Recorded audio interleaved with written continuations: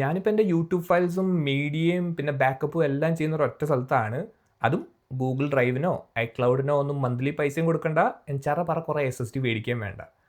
സംഭവം ഈ കുഞ്ഞ ബോക്സാണ്. It is called NAS and ഇതിനകത്താണ് എൻ്റെ ഫുൾ മീഡിയ സിസ്റ്റം റൺ ചെയ്യുന്നത് ഇപ്പോൾ. And also I can use it like Netflix to stream all the media to.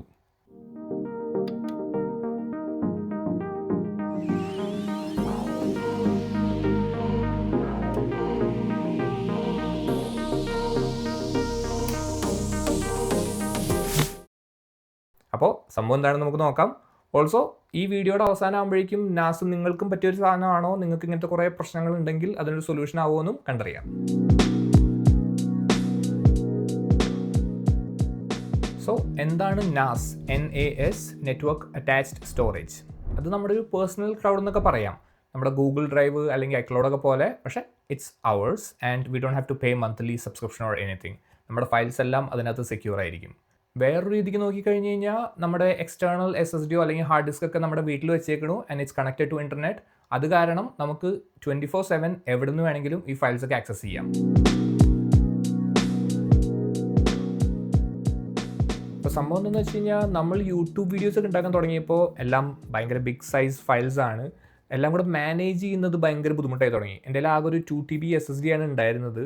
So അതിലൂടെയാണ് ഞാൻ ബാക്കപ്സ് ഒക്കെ എല്ലാം എടുത്ത് തുടങ്ങിയത്. And once it start filling up എനിക്ക് വീണ്ടും അടുത്തൊരു ഓപ്ഷൻ എന്താണെന്ന് നോക്കേണ്ടി വന്നു. അപ്പോൾ അങ്ങനെ നോക്കിയപ്പോൾ ഞാൻ വീണ്ടും മൾട്ടിപ്പിൾ SSDs മേടിച്ച് കഴിഞ്ഞാൽ എല്ലാം കൂടെ മാനേജ് ചെയ്യാൻ ബുദ്ധിമുട്ടായിരിക്കും. സോ ഒരു വൺ പ്ലേസ് സ്റ്റോറേജ് നോക്കിയപ്പോൾ അപ്പോഴാണ് ഞാൻ നാസ് ഇങ്ങനെ ഒരു നല്ല ഓപ്ഷൻ ആണല്ലോ എന്ന് കണ്ടത്. പിന്നെ നമുക്കിത് എവിടെ നിന്ന് വേണമെങ്കിൽ ആക്സസ് ചെയ്യാനുള്ള ഓപ്ഷൻ നോക്കുമ്പോൾ അങ്ങനെ ക്ലൗഡ് സ്റ്റോറേജസ് ഉണ്ട്, പക്ഷേ അതിന് പിന്നെ മന്ത്ലി സബ്സ്ക്രിപ്ഷൻ കൊടുക്കണം. അങ്ങനെയൊക്കെ നോക്കിയപ്പോൾ overall it seemed like A better option.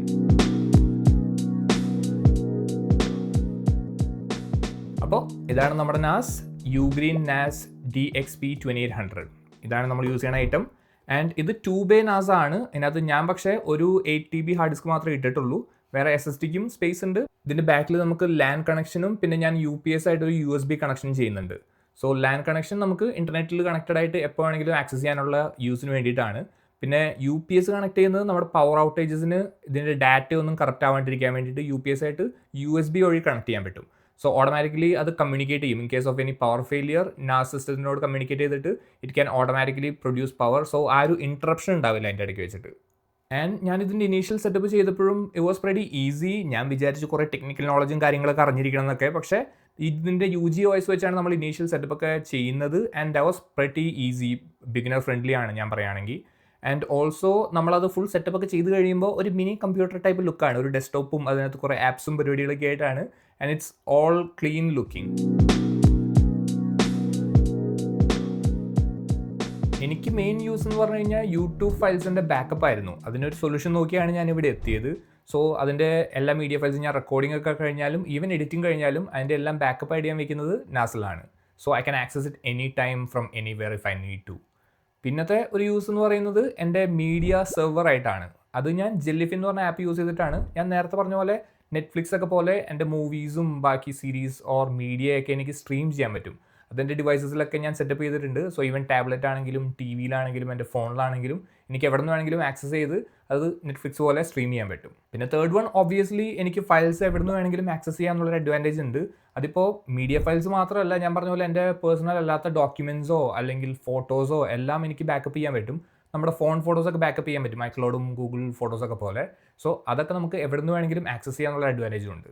Even എൻ്റെ ഫോട്ടോഗ്രാഫി പ്രൊജക്ട്സിലൊക്കെ ഞാൻ ഫയൽസ് ഷെയർ ചെയ്യണമെങ്കിൽ എനിക്ക് ഈസിയർ ആണ് നാസിൽ തന്നെ സ്റ്റോർ ചെയ്തിട്ട്.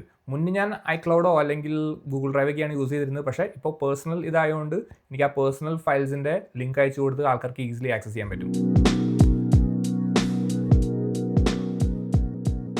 ഇതിൻ്റെ പ്രോസ് എന്താണെന്ന് നോക്കിക്കഴിഞ്ഞ് കഴിഞ്ഞാൽ ഫസ്റ്റ് തന്നെ എനിക്ക് പറയാനുള്ളത് UG OS, ഇവരുടെ OSനെ കുറിച്ചാണ്. അത് ഭയങ്കര ബിഗിനർ ഫ്രണ്ട്ലി OS ആണ്. നമ്മൾ ഇനീഷ്യൽ സെറ്റപ്പ് ചെയ്യുമ്പോഴൊക്കെ ഭയങ്കര സിമ്പിളാണ്. ഇൻസ്ട്രക്ഷൻസ് ഒക്കെ ആവശ്യത്തിന് ക്ലിയർ ആണ്. 1-2 കോംപ്ലിക്കേഷൻസ് ഉണ്ട്. അത് ഒഴിച്ച് കഴിഞ്ഞ് കഴിഞ്ഞാൽ പ്രെറ്റി ഈസി ടു നാവിഗേറ്റ്.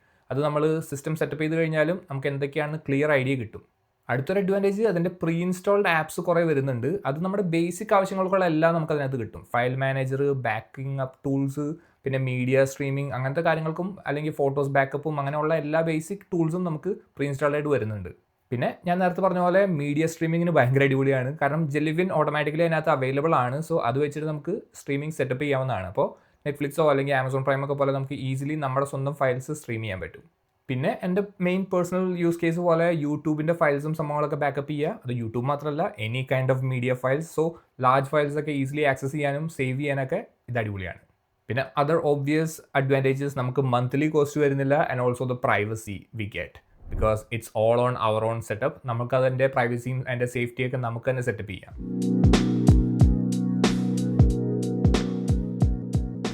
അതിൻ്റെ കോൺസ് അല്ലെങ്കിൽ ഡിസഡ്വാൻറ്റേജസ് നോക്കിക്കഴിഞ്ഞ് കഴിഞ്ഞാൽ നമ്മൾ ഈ പറഞ്ഞ പോലെ കുറേ ആപ്സ് പ്രീ ഇൻസ്റ്റാൾഡ് വരുന്നുണ്ട്. പക്ഷേ still when you compare it to other NAS systems, ഇതിൻ്റെ app options are limited kind of. നമുക്ക് ബേസിക് വേണ്ട കാര്യങ്ങളൊക്കെ കിട്ടുന്നുണ്ട്. പക്ഷേ നമ്മൾ അല്ലാതെ കുറേ ആപ്സ് നോക്കിക്കഴിഞ്ഞ് കഴിഞ്ഞാൽ ഭയങ്കര ലിമിറ്റഡ് ആണ് കമ്പയറേറ്റീവ്ലി ടു അതർ സിനോളജി നാസ് ഒക്കെ നോക്കിക്കഴിഞ്ഞ് കഴിഞ്ഞാൽ. പിന്നത്തെ പ്രശ്നം, ചില ആപ്സൊക്കെ നമുക്ക് കോൺഫിഗർ ചെയ്യാനായിട്ട് ഭയങ്കര കഷ്ടപ്പാടാണ്. നമ്മളത് സെറ്റപ്പ് ചെയ്യാനൊക്കെ ചിലപ്പോൾ ഡോക്കർ യൂസ് ചെയ്യണം. പിന്നെ അഡീഷണൽ സ്റ്റെപ്സ് ഒക്കെ കാണും. അത് നമ്മൾ യൂട്യൂബിലൊക്കെ നോക്കി അതിൻ്റെ ട്യൂട്ടോറിയലൊക്കെ നോക്കി സെറ്റപ്പ് ചെയ്യേണ്ടി വരും. അപ്പോൾ അങ്ങനെ ചില ആപ്സൊക്കെ കുറച്ച് ട്രിക്കിയറാണ് സെറ്റപ്പ് ചെയ്യാനായിട്ടൊക്കെ. പിന്നെ ഇത് 2-way നാസ് ആയതുകൊണ്ട് ഇതിൻ്റെ ഒരു പ്രശ്നം എന്ന് പറഞ്ഞു കഴിഞ്ഞാൽ നമുക്ക് ബേസിക്കലി ഇപ്പോൾ റിഡൻഡൻസി അല്ലെങ്കിൽ നമ്മുടെ ഡാറ്റ സേഫായിട്ട് വെക്കണമെങ്കിൽ നമുക്ക് ഒരു ഡ്രൈവിൻ്റെ കപ്പാസിറ്റിയെ യൂസ് ചെയ്യാൻ പറ്റുള്ളൂ. സോ ഫോർ എക്സാമ്പിൾ എനിക്കിപ്പോൾ 8 TB ആണുള്ളത്. സോ ഞാൻ അഡീഷണൽ ഒരു 8 TB കൂടി ഇൻസ്റ്റാൾ ചെയ്ത് കഴിഞ്ഞ് കഴിഞ്ഞാൽ ആ second disk would be the redundancy. അതെൻ്റെ ഫെയിലിയർ ആയി കഴിഞ്ഞ് കഴിഞ്ഞാൽ ബാക്കി ഫയൽസൊക്കെ സേഫായിട്ടിരിക്കാനുള്ള ഒരു ബാക്കപ്പ് ആയിരിക്കും. സോ അങ്ങനെ നോക്കുമ്പോൾ ഇറ്റ്സ് കൈൻഡ് ഓഫ് ലിമിറ്റഡ്. പക്ഷേ നമുക്ക് കൂടുതൽ പൈസ കൊടുത്തു കഴിഞ്ഞാൽ കൂടുതൽ ബേസ് ഉള്ള നാസ് മേടിക്കാൻ പറ്റും. I just went for it because of the price. And price ഇതിൻ്റെ വലിയൊരു കോണുമാണ്. ബിക്കോസ് പറയുമ്പോൾ നമ്മൾ മന്ത്ലി പ്രൈസൊക്കെ സേവ് ചെയ്യുന്നുണ്ട്. പക്ഷേ initial cost is pretty high. കാരണം നമ്മൾ ഹാർഡ് ഡിസ്ക് മേടിക്കണം.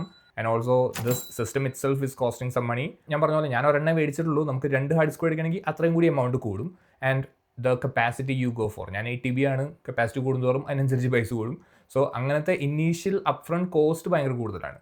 ആൻഡ് പിന്നുള്ളത് ഈ സംഭവം നമ്മൾ മൊത്തം സെറ്റപ്പ് ചെയ്യുമ്പോഴും എല്ലാം യൂസ് ചെയ്ത് തുടങ്ങുമ്പോഴൊക്കെ ഒരു ലേണിംഗ് കർവ് ഉണ്ട്. നമ്മൾ കുറച്ച് ടൈം എടുക്കും ഇതൊന്ന് സെറ്റപ്പ് ചെയ്ത് പഠിച്ച് വരാനൊക്കെ. സോ ജസ്റ്റ് കുത്തി നമ്മുടെ ഹാർഡ് ഡിസ്ക് ഒക്കെ യൂസ് ചെയ്യുന്ന പോലെ അല്ലെങ്കിൽ ഒരു എക്സ്റ്റേണൽ SSD യൂസ് ചെയ്യുന്ന പോലെ ചുമ്മാ കുത്തി അങ്ങോട്ട് യൂസ് ചെയ്യാൻ പറ്റില്ല. ഈ സംഭവമൊക്കെ സെറ്റപ്പ് ചെയ്യാൻ കുറച്ച് പേഷ്യൻസ് ഒക്കെ വേണം. പിന്നെ നോയ്സ് നമുക്കൊരു കംപ്ലൈൻ്റ് ആയിട്ട് വേണമെങ്കിൽ പറയാം. പക്ഷേ it's not even that much of a big problem for me. പക്ഷേ ചെറിയൊരു നോയ്സ് ഉണ്ട് ഹാർഡ് ഡിസ്ക് നമ്മൾ യൂസ് ചെയ്യുന്നതുകൊണ്ട്. SSDs നമുക്ക് വേണമെങ്കിൽ ഇതിൽ സെറ്റപ്പ് ചെയ്യാം. പക്ഷേ ഞാൻ പറഞ്ഞ പോലെ എക്സ്പെൻസീവ് ആണ്. ഓൾസോ കപ്പാസിറ്റി കുറവാണ്. സോ നമ്മൾ മെയിൻലി ഇത് മേടിക്കുന്നത് ഹാർഡ് ഡിസ്ക് സെറ്റപ്പ് ചെയ്യാനാണ്. സോ ഹാർഡ് ഡിസ്കിൻ്റെ ഡിസ്ക് റൺ ചെയ്യുന്നതിൻ്റെ ആ സൗണ്ട് ചെറുതായിട്ട് എന്തായാലും കാണും.